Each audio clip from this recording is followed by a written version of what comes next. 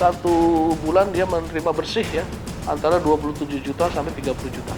Bersih dia terima, itu sudah bayar bahan baku, bayar karyawan, bayar yang lainnya, dia bersih terima 27 sampai 30 juta. Ini kira-kira permen apa dalamnya Bu? Jauh Sidoarjo. Kita kirim, nggak pernah gula. Nanti telepon dikirim.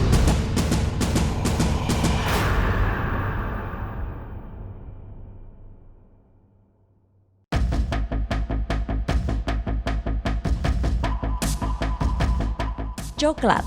Mendengar nama penganan tersebut, Anda biasanya langsung merujuk pada kudapan manis yang disukai oleh banyak orang karena rasanya yang lezat. Produk makanan berbahan dasar coklat yang dijual di pasaran pun semakin beragam. Kini masyarakat sudah semakin banyak mengkonsumsi coklat, mulai dari anak-anak hingga dewasa.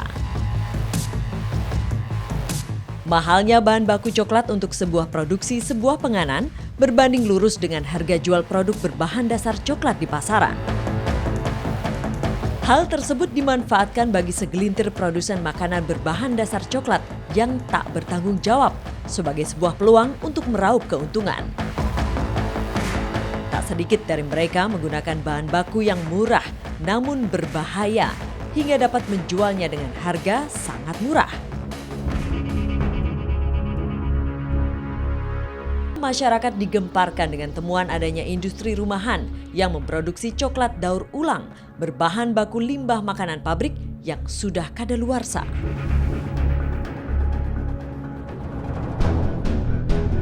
Mengetahui ada praktek bisnis ilegal tersebut, pihak kepolisian dalam hal ini Direktorat Kriminal Khusus Polda Jawa Timur melakukan penggerebekan terhadap sebuah pabrik coklat yang sudah menjadi incaran.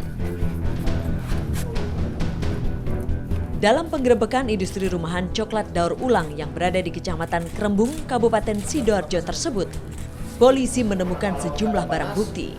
Jemur nggak bisa jemur, masukin sini panas pakai ini. 21 karung wafer yang sudah remuk dan diduga telah kadaluarsa.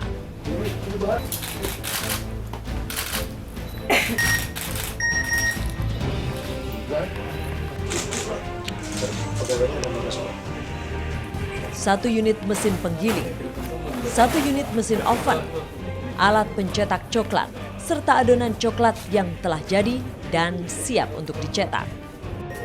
Selain itu ditemukan juga kemasan coklat bermerek Ea Concom, kado kabinet, serta kado kotak yang sudah dikemas dan siap untuk diedarkan. Ini adalah salah satu contoh coklat olahan yang sudah dikemas dan siap dipasarkan. Ini adalah barang bukti awal yang kita temukan. Ini adalah bahan baku. Ini bahan baku dari yang kita sita di lapangan. Ya, di lapangan dalam arti kata di pabrik. Termasuk ini. Ini salah satu kemasan yang kita sita di lapangan. Jadi ini yang kita temukan. Jadi produksinya hanya sangat mudah. Barang ini dipanaskan, kemudian dicampur oleh remukan ini. Setelah jadi satu, hasilnya ini, ya, hasilnya ini, dari hasilnya seperti ini, kemudian digelar di meja besar khusus yang dibuat oleh tersangka, kemudian dilakukan pemotongan-pemotongan. Yang hasilnya terakhir seperti ini, isinya ini. Satu demi satu lapak penjual coklat di pasar ini kami datangi. Pencarian difokuskan pada jenis coklat yang diduga merupakan produk daur ulang. Mbak, ada coklat kayak gini nggak? Ini bang. Mana-mana. Coklat apa itu? Coklat. Ini berapa Mbak? Akhirnya kami menemukan kemasan makanan yang berbungkus kotak yang serupa dengan model kemasan coklat daur ulang di Sidoarjo.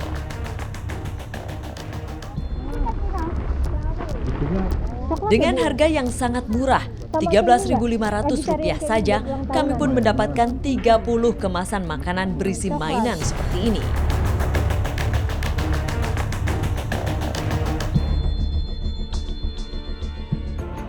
Kami pun mendatangi pabriknya yang berlokasi di wilayah Desa Tanjakwagir, Kecamatan Krembung, Kabupaten Sidoarjo. Kami melihat kondisi pabrik yang sangat tidak layak. Kebersihan menjadi hal yang sangat tidak diperhatikan dalam pabrik ini. Padahal higienitas harusnya menjadi prioritas dalam sebuah tempat produksi makanan. Di dalam rumah ini kami menemukan sejumlah peralatan serta bahan baku berupa tumpukan wafer remuk yang disimpan di karung. Tumpukan karung berisi wafer yang sudah kadaluarsa itu pun ditaruh di ruangan kotor berudara lembab. Sebenarnya dua-duanya itu wafer, Mbak. Dari wafer yang kering dan wafer yang banyak coklatnya itu. Terus yang tahu saya itu dipanaskan, digiling sudah jadi coklat. Ketika ditanya mengenai dari mana bahan baku wafer kering yang telah remuk berasal, inilah jawaban Anam. Yang saya tahu itu ya ada pengirim gitu aja. Kepolisian daerah Jawa Timur akhirnya menetapkan 1 orang tersangka. Kita lakukan rapat gelar perkara untuk sementara ini pemilik penyewa, ya, jadi rumah itu disewa dan pemilik pabrik ini kita sudah tetapkan sebagai tersangka berinisial HI. Dan inilah sosok Heru Iswanto ketika proses berita acara perkara sedang dilakukan oleh penyidik Direktorat Kriminal Khusus Polda Jawa Timur.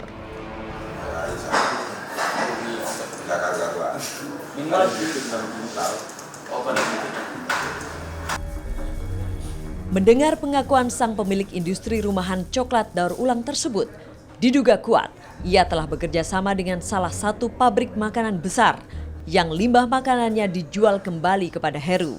Itu sebetulnya dia memiliki izin edar, tapi izin edar itu bukan makanan yang kemarin digerebek, itu bukan. Tapi mereka punya izin edar itu hanya kembang gula, permen. Ya, kalau tidak keliru itu izin edarnya 2013. Dengan yang kemarin itu tidak ada izin edarnya. Kalau sampai ada izin edarnya seperti itu tidak mungkin. Jadi Dinas Kesehatan tidak akan mungkin memberikan izin dengan kondisi seperti itu. Tidak mungkin. Karena apa? Packagingnya, kemasannya reusing. Walaupun packaging itu dari bahan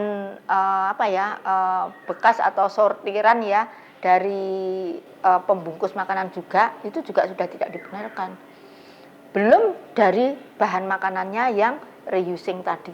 Sudah jelas kalau itu bahannya itu bahan limbah, ya pasti tidak layak.